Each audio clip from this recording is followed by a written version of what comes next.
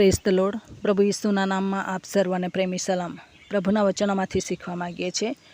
યર્મિયાનો વિલાપ 2 અધ્યાય 19મી કલમ.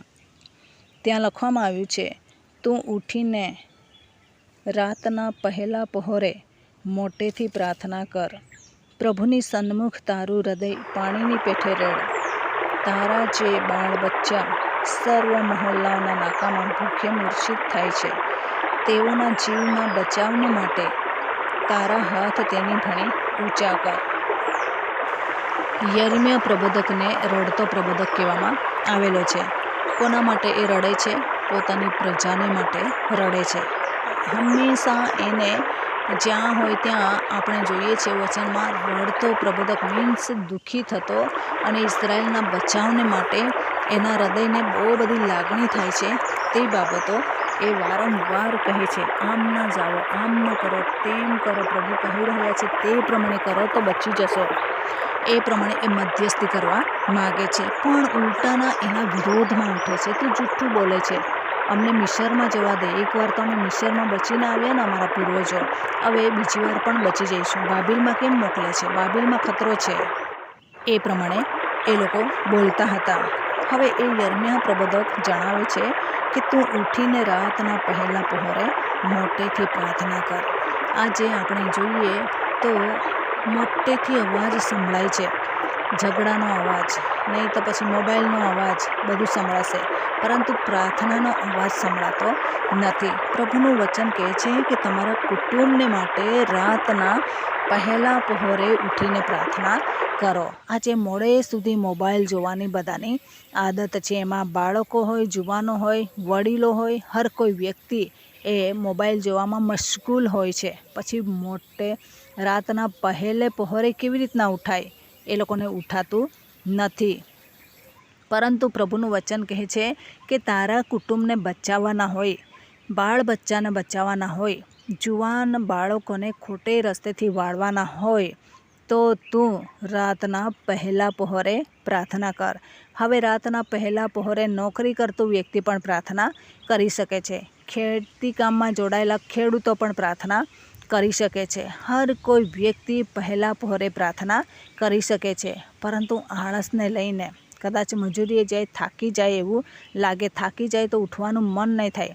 અત્યારે ડાંગર રોપણીનો સમય છે અને આખા દિવસ કિચડમાં પેલું ડાંગર રોપવાનું, અને કમર દુખે, પગ દુખે, વાંકા વળી વળીને રોપવાનું. એમની સ્થિતિ આપણે સમજીએ છીએ. પણ સિટીના લોકો તો બિંદાસથી બપોરે પણ ઊંઘી જાય, અને નોકરી કરતા હોય તો આટલી બધી નોકરી એવી નથી, બેસીને કામ કરવાનું છે.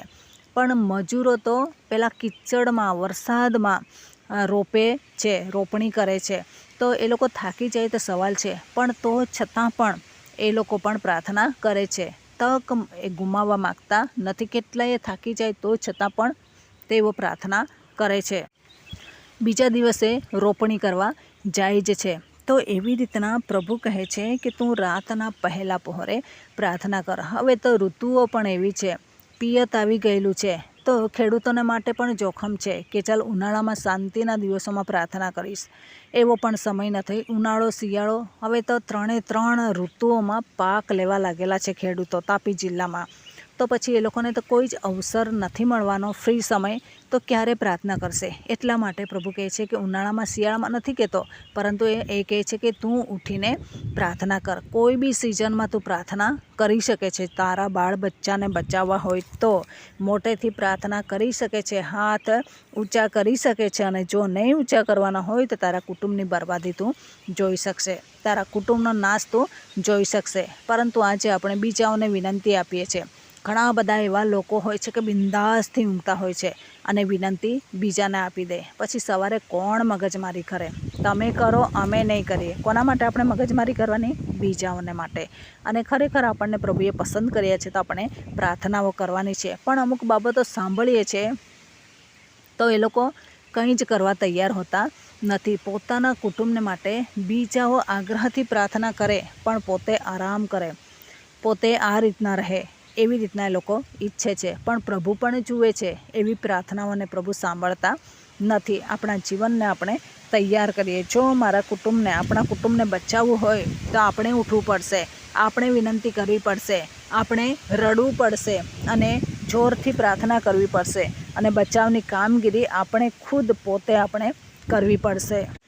આ દિવસોમાં આપણે વિચાર કરીએ કે આપણે શું કરી રહ્યા છે.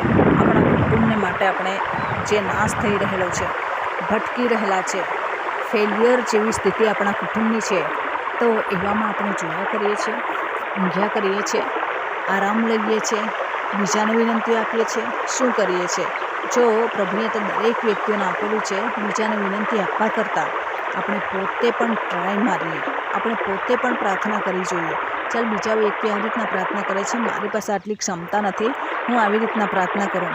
એવી રીતના કરીશું તો પ્રભુ આપણા માટે અદ્ભુત ચિહ્ન અને ચમત્કારો કરશે, આપણા કુટુંબનો બચાવ કરશે. આપણા કુટુંબને માટે આપણે પ્રાર્થના કરીશું, તેનો પ્રત્યુત્તર આપશે અને આપણને પ્રભુ પ્રશ્નોમાંથી બહાર કાઢશે. તો આ દિવસોમાં આપણા કુટુંબને માટે આપણે કેટલી પ્રાર્થના કરીએ છીએ, નોંધ રાખો. તમે કદાચ એવું લાગે કે બહુ પ્રાર્થના કરીએ છીએ અને નથી પ્રાર્થના કરતા, તો તમારું કુટુંબ ક્યાં જઈને ઊભું રહેશે તેની જવાબદારી પણ તમારી પાસે છે, તમારા હાથમાં છે. જો તમે બરાબર નહીં પ્રાર્થના કરી તો તમારા માટે ખતરો ઊભો થશે. પ્રભુ આજે આપણને કહી રહ્યા છે કે આપણા કુટુંબને માટે આપણે રડીને પ્રાર્થના કરીએ, પહેલે પહોરે ઉઠીને પ્રાર્થના કરીએ, ઊંઘને ખંખેરીએ અને કુટુંબને બચાવીએ.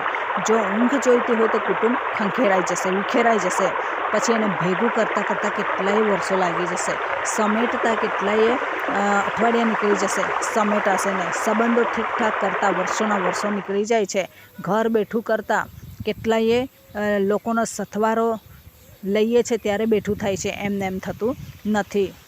તો આ દિવસોમાં આપણે પ્રભુના રાજ્યના માટે કામ કરીએ અને તેમનામાં આપણે મજબૂત બનતા આગળ વધીએ. તો આ વચન પ્રમાણે જીવન જીવવા પ્રભુ આપણને સહાય કરે, વચનનો આશીર્વાદ પ્રભુ આપણને સર્વને પૂરો પાડે. આમેન. પ્રાર્થના કરીએ. પ્રેમાળ પરમેશ્વર પિતા, અમે તમારો આભાર માનીએ છીએ, તમારી સ્તુતિ કરીએ છીએ. રાજાઓના રાજા, પ્રભુના પ્રભુ તમે છો, પરાક્રમી દેવ તમે છો, સનાતન ઈશ્વર પિતા તમે છો, માર્ગ સત્ય જીવન તમે છો, તમે અમારી સંતાનની જગ્યા છો, તમે અમારા કૃપાનિધિ છો, તમે અમારા ભલા પરમેશ્વર પિતા જ છો. તેના માટે આભાર માનીએ છીએ. વધુને વધુ તમારા મહેમાને માટે ઉપયોગી બનાવો અને તમામ શ્રોતાજનોને પોતાના કુટુંબોને બચાવવાને માટે વહેલા ઉઠીને પ્રાર્થના કરવાનો બોજ આપો, રડવાને માટે બોજ આપો, કુટુંબને બચાવવાનો બોજ આપો. એવી કૃપા અમે તમારી પાસે માગીએ છીએ. આ દરેક બાબતોને પ્રભુ તમારા લોહીની અંદર કવર કરી દેતા આ પ્રાર્થના પ્રભુ ઈસુના મૂલ્યવાન નામની અંદર માગીએ છીએ. સાંભળો, સ્વીકારો, માન્ય કરો. Amen. Thank you. Praise the lord. God bless you. Amen.